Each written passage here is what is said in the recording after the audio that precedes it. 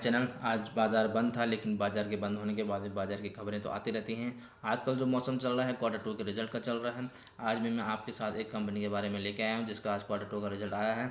उसके Q2 के result को मैं आपको डिटेल में एनालिसिस करूँगा, उसके पॉजिटिव नेगेटिव और सारी कंपनी के बारे में जो डिटेल है, कंपनी के क्लाइंट्स के बारे में, शेयर होल्डिंग के बारे में और कंपनी के फंडामेंटल के बारे में आपको डिटेल में समझाऊंगा। जितने भी पॉजिटिव नेगेटिव पॉइंट सब आपको बताऊंगा। पॉजिटिव नेगेटिव पॉइंट को पिकअप करके उनका एनालिसिस करके खुद से आप रिसर्च कर सकते हैं। उसके बाद ही आप कोई एक्शन कंपनी के शेयर में लें। आप चाहे बाय करें, सेल करें, होल्ड करें, ये आपकी अपनी मर्जी होनी चाहिए, क्योंकि पैसा आपका अपना है। मैं कभी भी रिकमेंडेशन नहीं देता हूँ कि इसे करें उसे करें।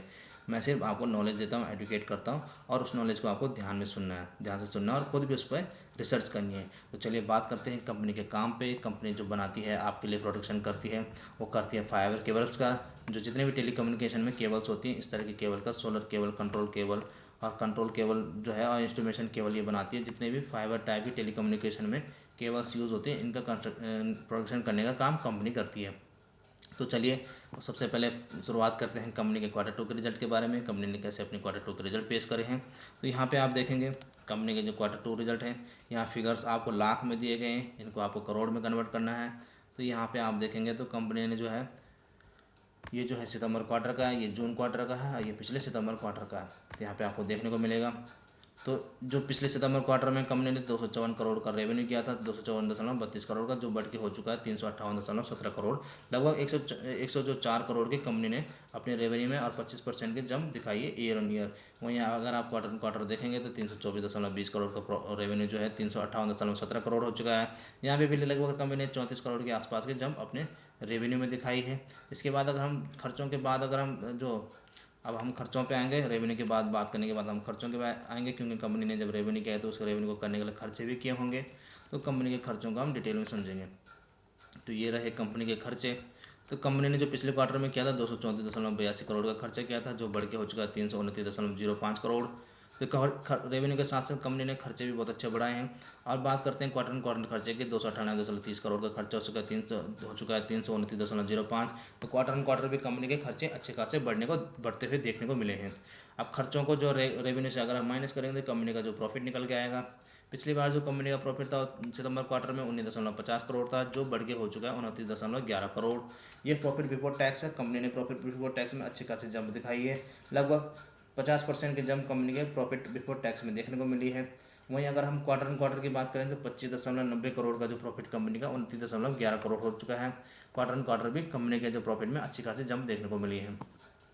अब हम बात करेंगे प्रॉफिट जो कंपनी का जो है प्रॉफिट ऑफ द पीरियड है, वो टैक्स टूक्स काटने के बाद जितना प्रॉफिट होता है उसको अगर हम देखेंगे, पिछले सितंबर क्वार्टर में 19.48 करोड़ का प्रॉफिट किया था, जो इस बार स्लाइटली बढ़ा है, थोड़ा बहुत ही बढ़ा है, 20.33 करोड़।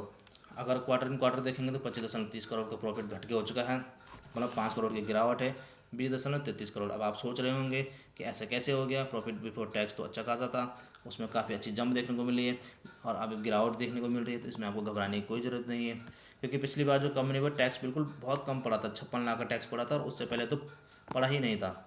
लेकिन इस बार कंपनी को देखिए 2.89 और 5.98 लगभग 9 करोड़ का कंपनी को टैक्स पड़ा, लगभग 30% कंपनी को इस बार टैक्स पड़ा, जो पिछले 2 क्वार्टर से नहीं पड़ रहा था। तो ये एडजस्टमेंट हो गया। लेकिन अच्छी बात यह है कि जो ऑपरेशनल जो मेन प्रॉफिट है उस इसे ही माना जाता है।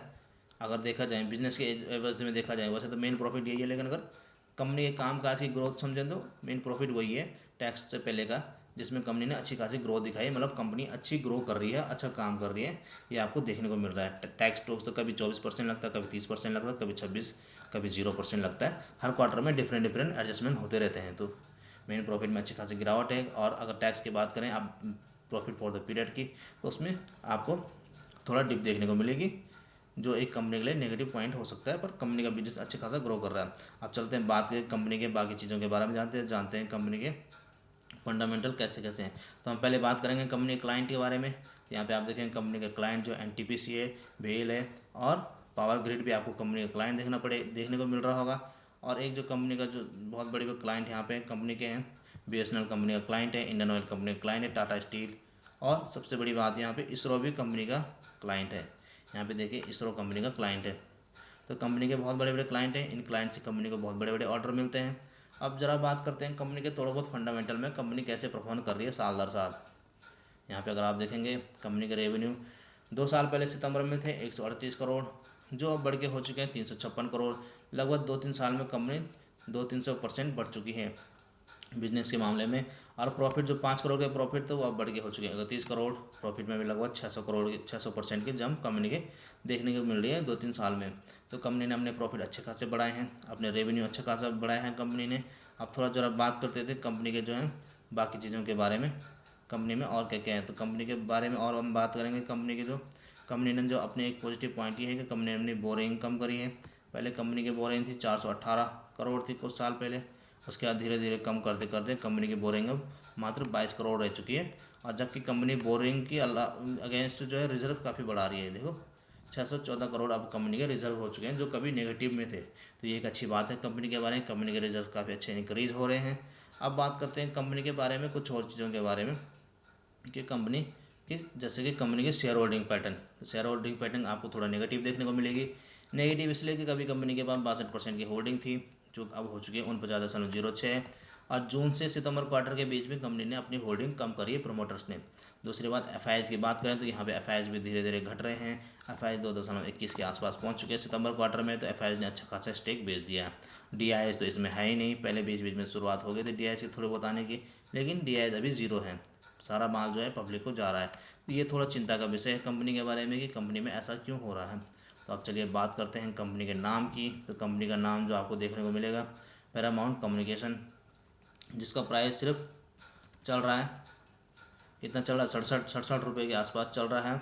कंपनी में एक अच्छी बात है, कंपनी का प्राइस 67 रुपये चल, लेकिन कंपनी का पी ठीक ठाक चल रहा है, कुछ ज़्यादा गड़ब 20-25 का पी अच्छा ही माना जाता है। हालांकि ये एक्सट्रीम लेवल है, उसके बाद अगर इससे ऊपर बढ़ता है तो बुरा माना जाता है, कि अच्छा नहीं माना जाता है। कंपनी का आरओसी भी अच्छा है, आरओई भी अच्छा है। बस कंपनी का जो शेयर होल्डिंग पैटर्न है वो तो धीरे धीरे बिगड़ रहा है, उस पर ज़रा थोड़ा ध्यान देने की बात ज़रूरत है। बाकी कंपनी के बारे में आपको डिटेल मैंने पूरी बता दी। बाकी कंपनी के बारे में आप पूरी स्टडी करें, रिसर्च करें, उसके बाद ही बाय सेल करें। मेरे चैनल में इसी तरह की वीडियोज़ के लिए आप मेरे चैनल को लाइक कर सकते हैं, सब्सक्राइब करते हैं